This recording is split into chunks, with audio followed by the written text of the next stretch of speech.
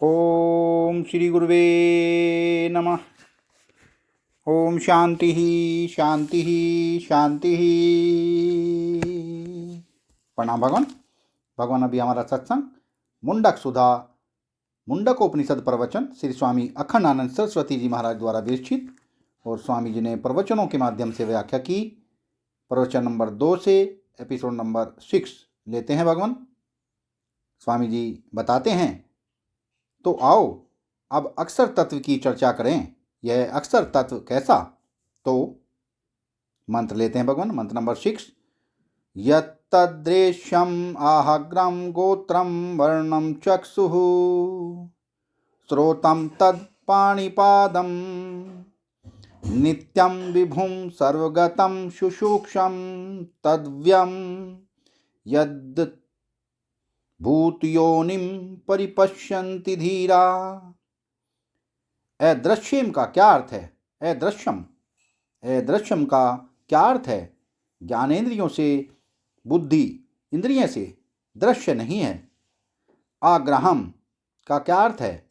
अलग अलग कर्मेंद्रियों के द्वारा ग्राह्य नहीं है। जैसे हाथ ने चश्मे को ग्रहण किया तो चश्मा ग्राह्य हुआ। परमात्मा यह अक्षर कैसा है?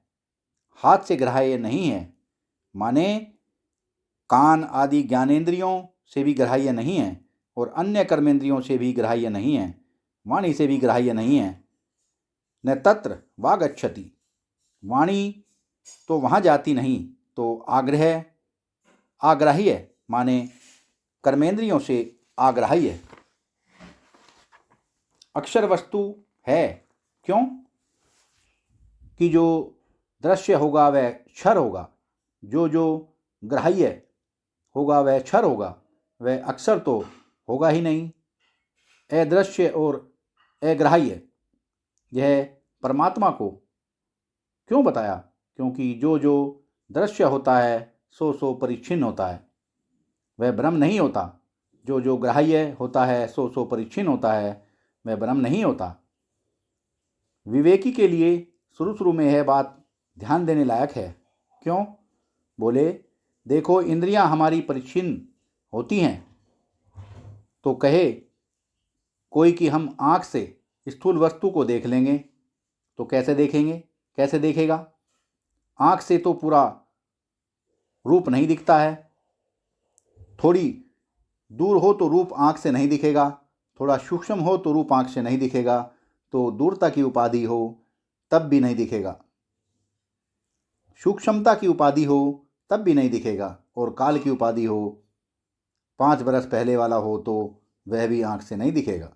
तो 5 बरस पहले वाला नहीं दिखेगा, 5 मील दूर वाला नहीं दिखेगा, तो महीन स्तर में होगा वह भी नहीं दिखेगा। अब भला आँख क्या बतावेगी?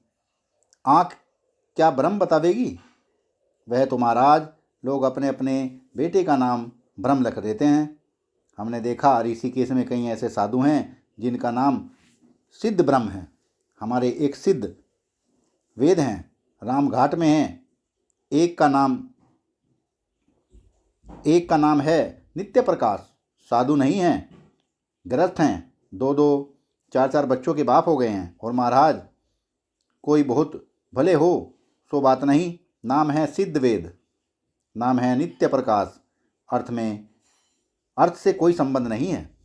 और यह ब्रह्म शब्द जो है ना, यह संपूर्ण परिच्छिन्नता का निषेध करके समझने योग्य है। इस संबंध में यह प्रश्न है, यह तुम वेद के बारे में जो यह बात कहते हो कि ऋग्वेद अपराविद्या है और अक्षर विद्या जो है वह पराविद्या है, तो क्या अक्षर विद्या और वेद विद्या ये 2 विद्या हैं? कल एक वैदिक विद्वान आए थे हमारे पास। वेद के बड़े अच्छे पंडित थे, बड़े अच्छे पंडित थे, वे अनुसंधान कर रहे हैं। अब उन्होंने बताया कि कई अंग्रेज विद्यालय में यह लिखा है कि यह जो हिंदू लोग, भारतीय लोग वेद बोलते हैं ना, ये वेद का नाम तो लेते हैं पर वेद को मानते नहीं हैं। क्यों वेद को नहीं मानते? उसने कहा, गीता में तो लिखा है कि त्रैगुण्य विषया वेदा। योग जो है वह त्रैगुण्य विषयक है और तुम निस्त्रैगुण्य हो। तो चलो योग तो छूट गया, यह योग बाह्य मत हो गया।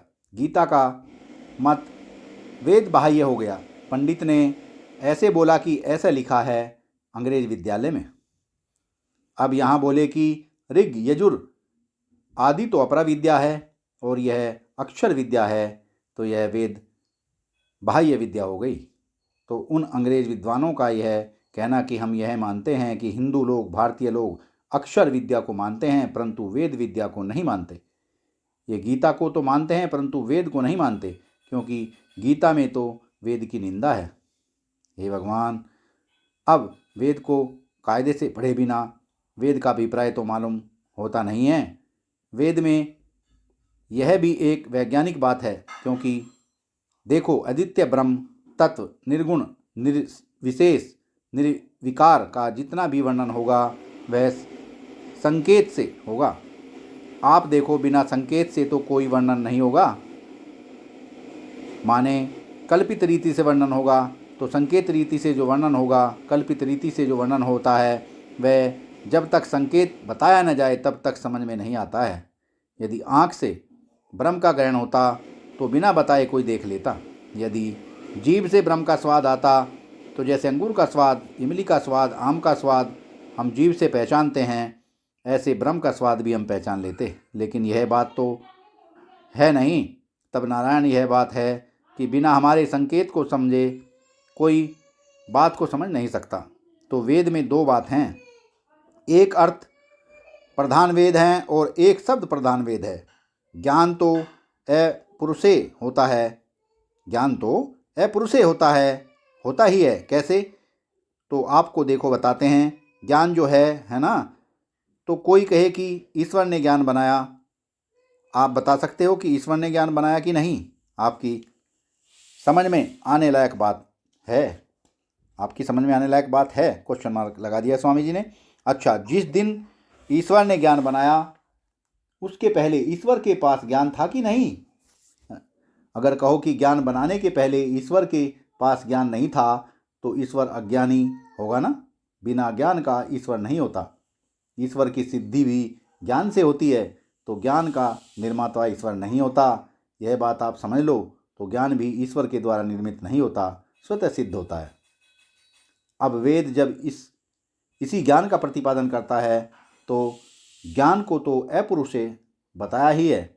स्वयं अपुरुषे ज्ञान का प्रतिपादक होने से स्वयं भी अपुरुषे हो जाता है। पुरुषे ज्ञान और अपुरुषे ज्ञान में क्या फ़र्क होता है? बड़ा मज़ेदार है। आदमी अपने अंतःकरण से जब किसी चीज़ को जानता है तो भ्रम होता है, प्रमाद होता है, विप्रलिप्सता होती है, करना पाटव होता है। कई दोष होते हैं अंतःकरण में, और ईश्वर में तो ये सब दोष, कोई दोष है ही नहीं। वेद में भ्रम नहीं, प्रमाद नहीं, विप्रलिप्सा नहीं, करना पाटव नहीं। तो अब यह वेद जो है इसके दो विभाग कर दिए जाते हैं। जो जिज्ञासु है, निर्वृत्ति प्राण है, विरक्त है, उसके लिए अर्थ ज्ञान, और जो ब्राह्मण है, क्षत्रिय है, वैश्य है, यज्ञोपवीतादि संस्कार संपन्न है, वे शब्द ज्ञान पहले प्राप्त करें। तो शब्द ज्ञान की परंपरा की रक्षा के लिए जो विद्या है उसको अपरा विद्या कहते हैं, और अर्थ ज्ञान की परंपरा की रक्षा के लिए जो विद्या है उसको प्राविद्या कहते हैं। इसमें अक्षर ब्रह्म तत्व को समझाते हैं। तो अब यह बात अब आपको कल सुनावेंगे। सत्संग को विराम देते हैं भगवान। प्रणाम भगवान।